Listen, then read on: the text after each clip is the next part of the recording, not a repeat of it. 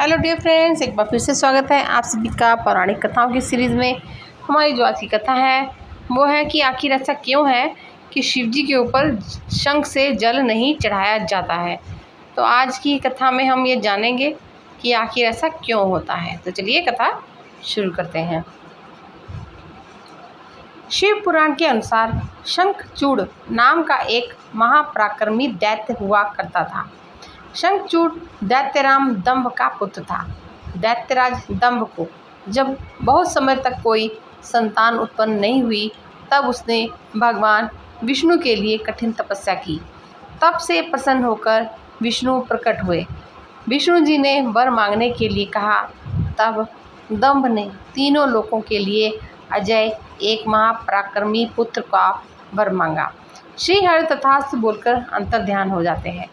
तब दंभ के यहाँ एक पुत्र का जन्म हुआ जिसका नाम पड़ा था शंखचूड़। शंखचूड़ ने पुष्कर में ब्रह्मा जी के निमित्त घोर तपस्या की और उन्हें प्रसन्न कर लिया। ब्रह्मा ने वर मांगने के लिए कहा। तब शंखचूड़ ने वर मांगा कि वो देवताओं के लिए अजय हो जाए। ब्रह्मा जी ने तथास्तु बोला और उसे श्री कृष्ण कवच दिया। साथ ही ब्रह्मा ने शंखचूड़ को धर्मध्वज की कन्या तुलसी से विवाह करने की भी आज्ञा दे दी। फिर वे अंतर्ध्यान हो जाते हैं। अब ब्रह्मा जी की आज्ञा से तुलसी और शंखचूड़ का विवाह तो हो गया। ब्रह्मा और विष्णु के वरदान के मद में चूर दैत्यराज शंखचूड़ ने तीनों लोकों पर स्वामित्व स्थापित कर लिया था। देवताओं ने त्रस्त होकर विष्णु भगवान से मदद मांगी, परंतु उन्होंने खुद दंभ को ऐसे पुत्र का वरदान दिया था, अतः उन्होंने शिव से प्रार्थना की। तब शिव ने देवताओं के दुख दूर करने का निश्चय किया और वे चल दिए।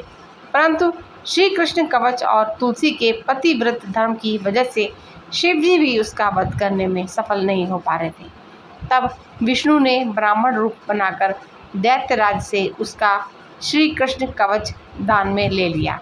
इसके बाद शंखचूड़ का रूप धारण कर तुलसी के शीर का हरण कर लिया। अब शिव ने शंखचूड़ को अपने त्रिशूल से भस्म कर दिया और उसकी हड्डियों से शंख का जन्म हुआ। चूंकि शंखचूड़ विष्णु भक्त था, अतः लक्ष्मी विष्णु को शंख का जल अति प्रिय है और सभी देवताओं को शंख से जल चढ़ाने का विधान है। परंतु शिव ने चूंकि उसका वध किया था, अतः शंख का जल शिव को निषेध बताया गया है। इसी वजह से शिव जी को शंख से जल नहीं चढ़ाया जाता है।